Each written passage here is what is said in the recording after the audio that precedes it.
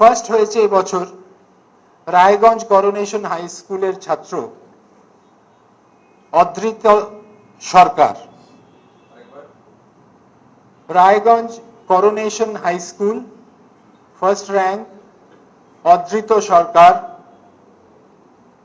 সে পেয়েছে এগ্রিগেটে 696, পার্সেন্টেজ 99.43%।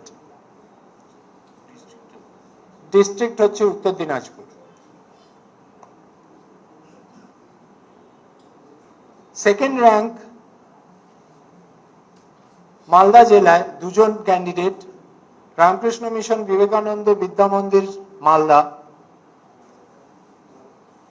সেখান থেকে অনুভব বিশ্বাস 694 পেয়েছে, 99.14%। সেকেন্ড র্যাঙ্কে আরেকজন আছেন বাঁকুড়ার বিষ্ণুপুর হাই স্কুল, সৌম্য পাল 694, 99.14%। এরপরে থার্ড র্যাঙ্কে আসছি। থার্ড র্যাঙ্কে